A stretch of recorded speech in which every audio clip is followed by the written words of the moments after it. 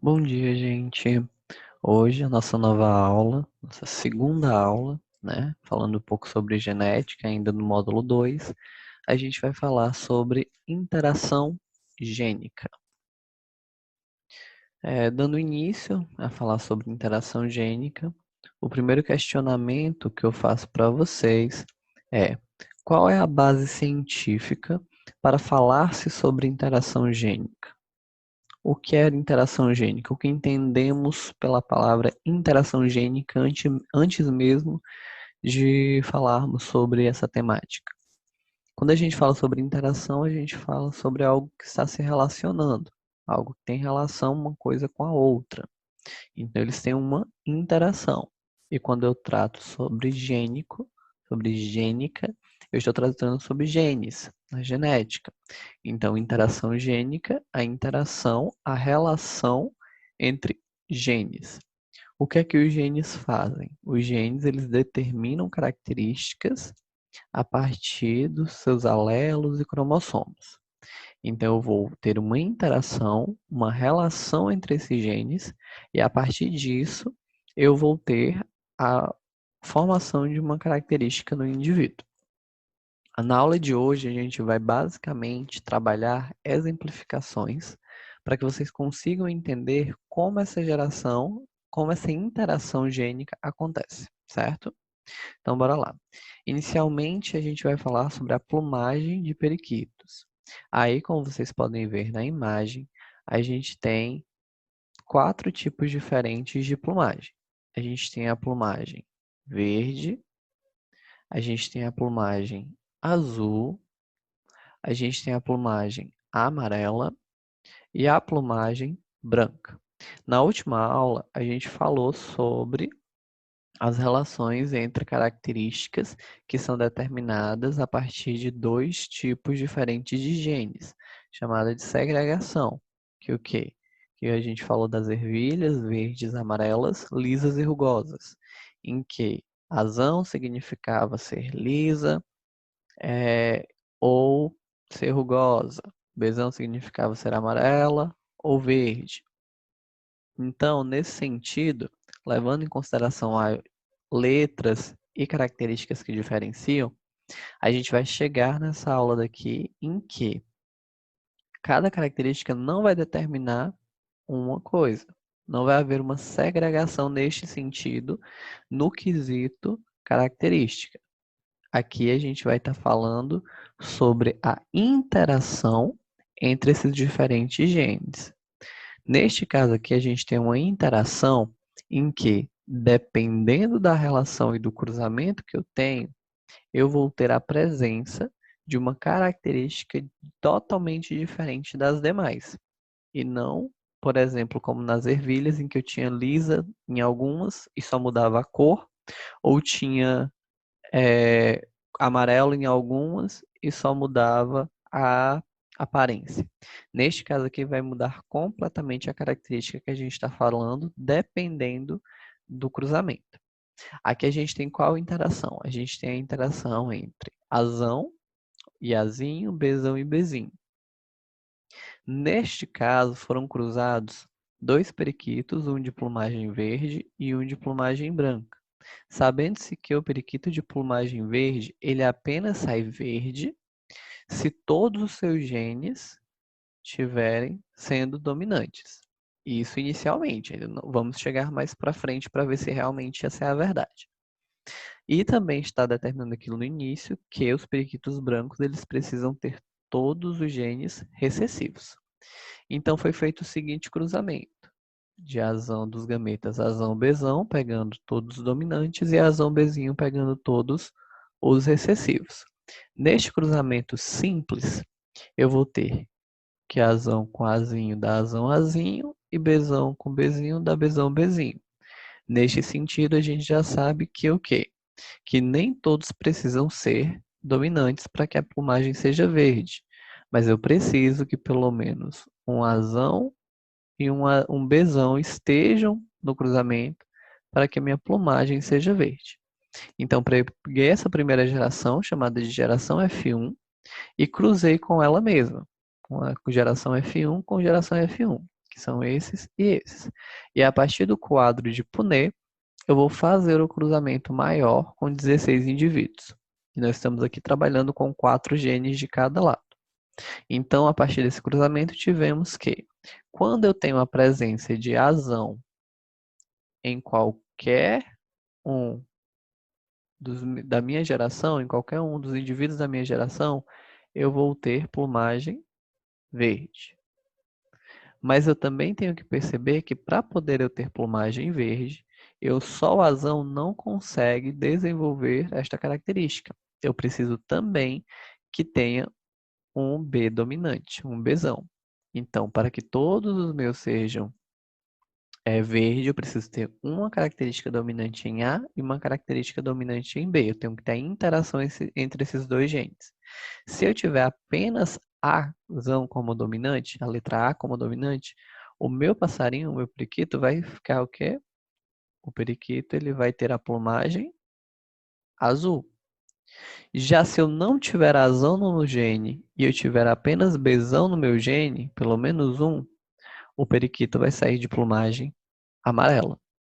Em consequência, se eu não tiver nem azão com Bzão, nem azão sozinho e nem Bzão sozinho, se eu tiver todos recessivos, a plumagem do pássaro vai ser branca, pois ele não tem características dominantes.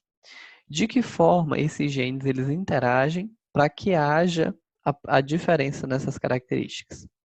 Aqui, só um exemplo, é uma imagem para vocês verem a realidade. Esses periquitos, eles são todos da mesma espécie, mas eles se diferenciam pela coloração da sua plumagem conforme o gene. Aqui tem a característica principal que tem no livro de vocês que relaciona-se à presença ou não de psitacina. O pigmento da psitacina, unido com grânulos de melanina, é que vão determinar a coloração do pássaro. Então, o que é que eu tenho lá? Que eu tenho, se for totalmente recessivo, isso quer dizer o quê? Que enquanto um gene controla a presença de melanina, o outro controla a presença de psitacina. Quando eu falo que eu tenho gene recessivo para A e gene recessivo para B, isso quer dizer que eu não tenho nem a melanina e nem a produção da psitacina, levando em consequência a pelagem branca. Isso aqui é como se fosse o interior da pena, né? Dos fios da pena que dão coloração para a plumagem. Então eu tenho o quê? A ausência dos dois.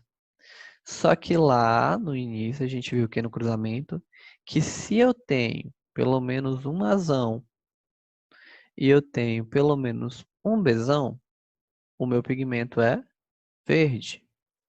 Este pigmento verde se dá porque eu tenho tanto a produção de grânulos de melanina quanto a produção de pigmentos de psitacina.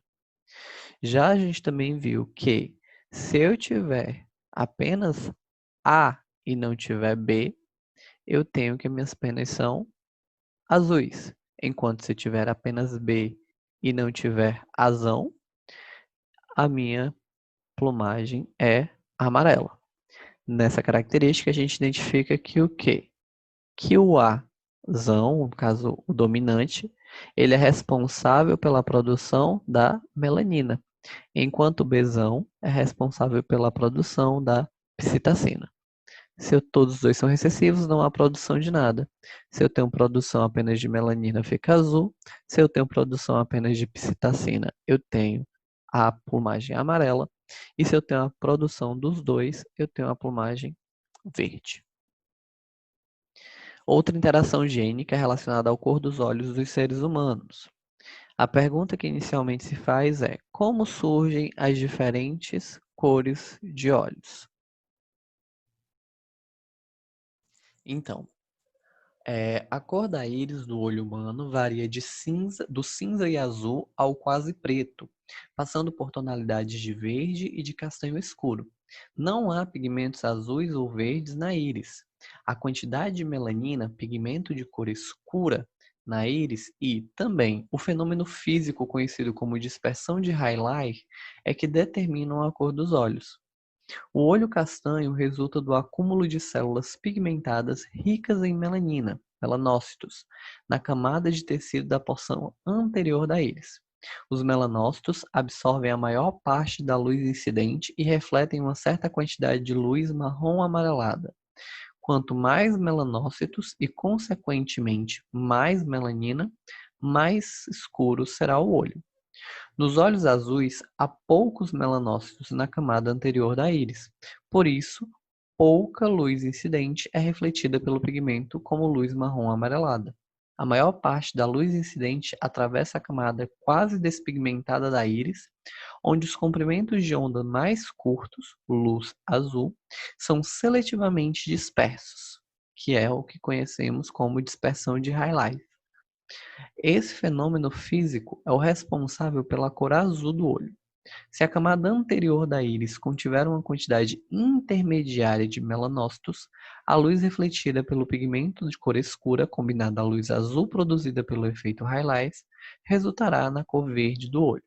Aqui eu tenho algumas imagens que tem no livro de vocês das pigmentações castanho, azul e verde, que são as pigmentações mais conhecidas, podendo haver variações entre elas, como um castanho claro, um verde azulado, um azul acinzentado, um azul mais claro, um azul mais escuro e por aí vai. Os principais genes que se envolvem na determinação da cor dos olhos são esse Bzão e o Gzão. Mas esse Bzão e esse Gzão, eles têm uma característica específica porque tem essas letras utilizadas, pois até agora praticamente a gente só viu as letras A e B. E aí no texto fala: foram identificados dois genes principais que atuam na produção de melanina e que são envolvidos na determinação da cor dos olhos na espécie humana. O gene EYCL1, mais conhecido como GEI, localizado no cromossomo 19, e o gene OCA2, mais conhecido por BEI, localizado no cromossomo 15. O gene GEI tem dois alelos já bem caracterizados. Admite-se que possam existir outros. Um dominante, que é o GVzão, que é o Gzão-Vzão, que condiciona a cor verde à íris, e o outro recessivo, que é o Gzão-Azão, que condiciona a cor azul. A denominação G deriva do inglês Green Eye Color Gene, que é o que significa que o olho tem a coloração verde a partir do gene. O gene B também apresenta dois alelos caracterizados, um dominante, BMzão, que condiciona a cor castanha, marrom, e o outro recessivo, BAzão, que condiciona a cor azul. A denominação B deriva do inglês Brown Eye Color Gene, que o olho tem a coloração marrom por conta do gene. Mas como vocês podem perceber, observem as diferenças. Eu tenho dois Gs e dois Bs. Gzão V, Gzão A, Bzão M, Bzão A. Quando eu tenho G com V, eu tenho um verde. Quando eu tenho B com M, eu tenho marrom. Se eu tenho G com A ou B com A, eu tenho azul. Aí nesse cruzamento abaixo, genótipos e fenótipos, lembrando da diferença, genótipos é o gene, fenótipos é a característica que a gente consegue visualizar. Então, vendo aí os cruzamentos, a gente tem o quê? Eu tenho que qualquer cruzamento que eu for realizar, em que nos meus resultados eu obtiver o B com M e o G com V ou com A, eu vou ter olhos castanhos. Aqui a gente vê o que, ó? Bzão M, Bzão M, Bzão M, Bzão M, Bzão M e Bzão M. Isso quer dizer o quê? Uma característica dominante. Então eu tenho que olhos castanhos, eles dominam os outros genes, sendo esse GV, GA ou até mesmo BA tiver inserido. Já quando no meu cruzamento eu tenho a presença de BA, então eu já vou ter o quê? Que ele não é tão forte quanto o G, que independente do cruzamento, se estiver aparecendo o GV, os olhos serão verdes. E já no cruzamento em que apenas temos os genes que, neste caso, não são considerados recessivos, mas que são considerados com características recessivas, pois precisam estar sozinhos para poder afetar o fenótipo, que são os BA e GAs, para poder dar os olhos azuis. Nesta característica de dominância e recessividade, a gente tem que o quê? Que BM domina sobre GV, que domina sobre os As, independente da letra base, CB ou G, certo? Outra característica que vamos ver aqui, outra interação, é sobre a forma das cristas dos galináceos, de alguns tipos de galináceos, que a gente tem alguns tipos. Aqui, vocês podem ver a crista chamada de ervilha. A gente tem a crista chamada de nós. E a gente tem a crista chamada de simples, certo? E é o cruzamento, dependendo do cruzamento que acontecer, há uma interação gênica para que estas cristas apareçam. Por exemplo, aqui eu tenho um cruzamento simples entre uma crista ervilha e uma crista simples, em que a crista ervilha ela tem 2 genes dominantes, enquanto a crista simples ela tem 2 genes recessivos. Em um cruzamento, eu vou ter a crista ervilha, pois ela tem aqui 2 genes dominantes na geração 1. Já eu pego essa geração 1, F1, que ela é heterozigótica para as duas características e faço o cruzamento. Então, eu vou ter 4 possibilidades, considerando que eu estou fazendo um cruzamento de 2 genes. Nestas 4 possibilidades, eu posso ter uma completamente dominante, em que tem a característica de crista ervilha, 2 heterozigotas, no caso aqui é dominante homozigota, pois os 2 genes são iguais, heterozigótica, pois os genes são diferentes, mas com a mesma característica da dominante, e para eu poder ter uma crista simples, eu preciso ser recessivo. Outro exemplo que eu tenho é neste segundo cruzamento, em que eu tenho a característica em que eu tenho a interação gênica. Aqui eu não vou ter a parte dominante sozinha, recessiva sozinha. Eu vou ter a relação entre elas para poder gerar uma nova crista, que nesse caso aqui é a crista nós, né? A crista em formato de nós. Então, para ter essa relação, eu fiz o cruzamento da geração F1 e desta geração F1 eu obtive o seguinte quadro de Punnett, em que quando eu apresento um dominante Ezão e um dominante Rzão, eu tenho o tipo de crista de nós, pois eu preciso de pelo menos os 2 genes dominantes para eu poder ter essa característica. Este cruzamento é muito semelhante ao cruzamento em que a gente fez da plumagem dos periquitos, em que normalmente é dessa forma que vocês vão conseguir entender, que normalmente quando eu tenho as 2 características dominantes, os 2 genes dominantes num cruzamento, eu vou ter uma interação gênica. Se eu tenho apenas um dos dominantes, eu vou ter outra característica. E se eu tiver apenas um dominante do outro lado, no caso aqui, por exemplo, se eu tiver um dominante E, ou se eu tiver um dominante somente R, eu vou ter 2 características diferentes. Se eu tiver pelo menos um gene dominante de cada um, eu vou ter uma outra característica. E se eu não tiver nenhum dominante, eu vou ter outra característica, que nesse caso aqui só foi um indivíduo com a crista simples. Por fim, uma nova característica também relacionada à interação gênica é a dado pelo de labradores, em que eles podem ser marrons, beges ou pretos. No cruzamento a gente tem uma pelagem dourada, né? E nós temos uma pelagem preta. Neste cruzamento, em que para eu ter a pelagem dourada eu preciso ser completamente recessivo, e para eu ter a pelagem preta, já levando em consideração que a gente sabe, eu preciso ter pelo menos um gene dominante de cada característica, fazendo o cruzamento eu tenho o quê? Se eu tenho Bzão e Ezão eu vou ter sempre preto.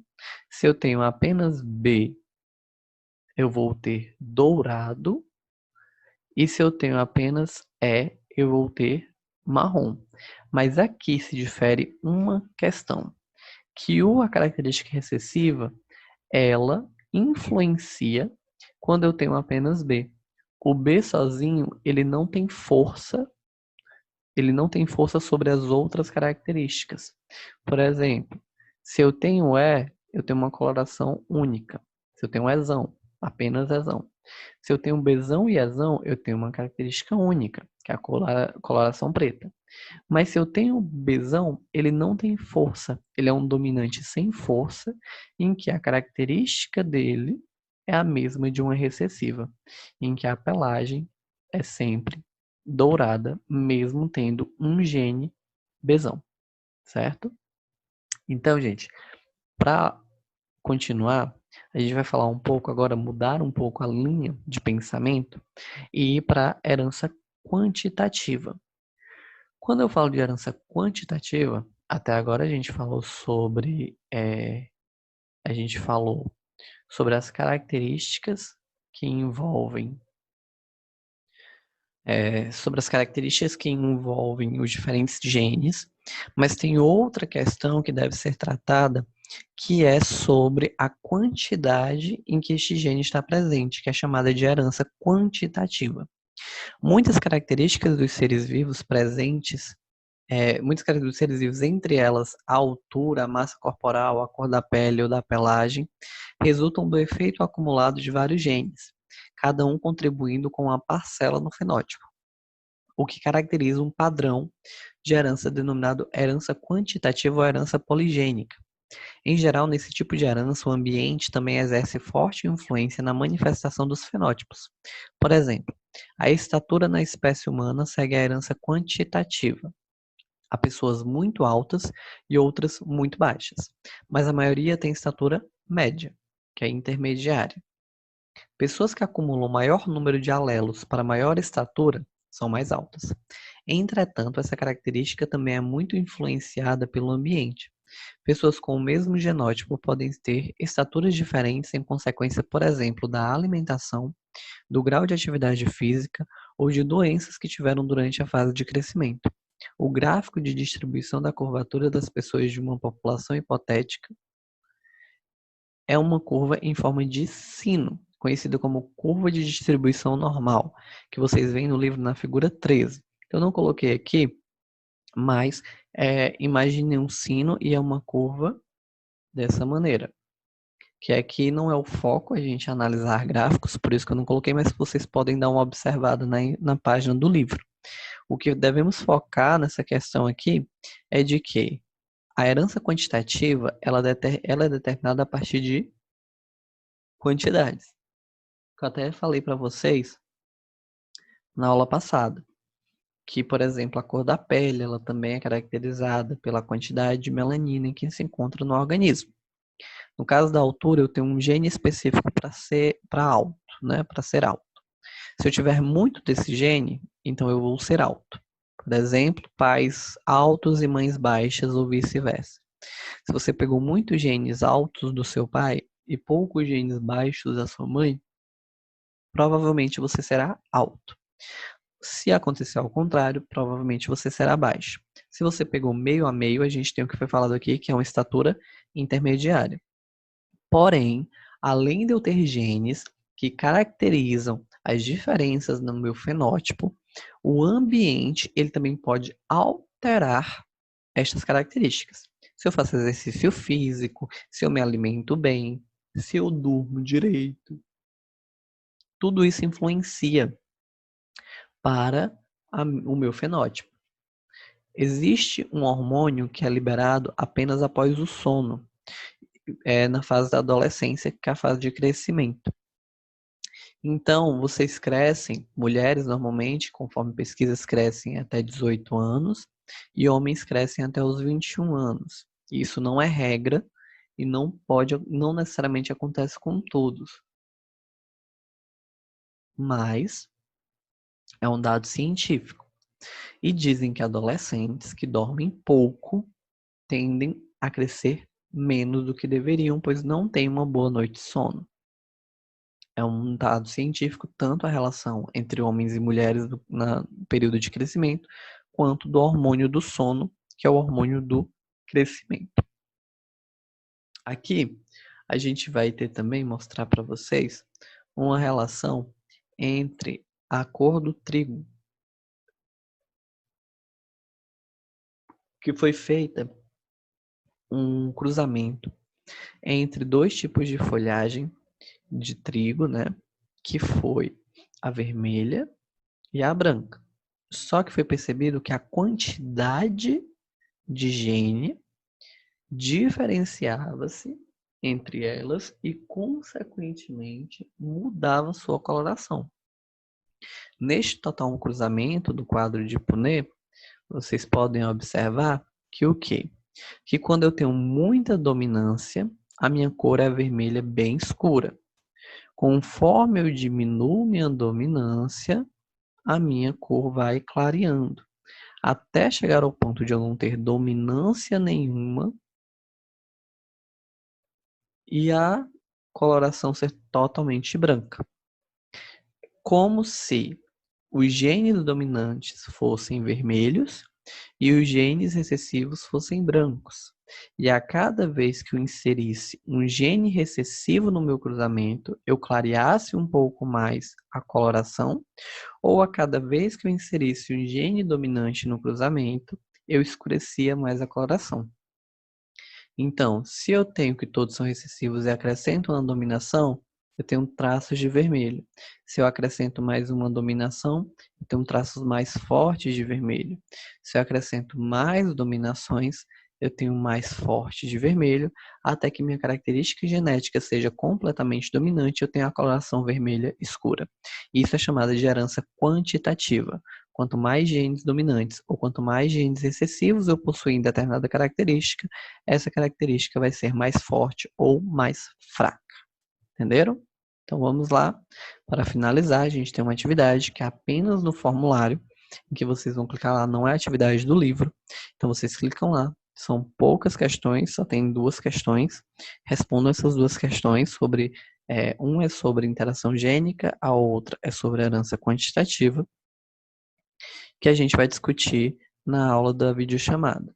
Na videochamada, iremos tratar tanto sobre essas 2 questões de maneira rápida e vamos focar sobre uma temática complementar a este assunto, em que a gente vai falar sobre características humanas. Elas são influenciadas pelo gene? A interação gênica, de que forma? Aí a gente vai conversar sobre isso na aula, ok? Espero que vocês tenham entendido o que eu tentei passar para vocês hoje. Bons estudos e até a próxima aula.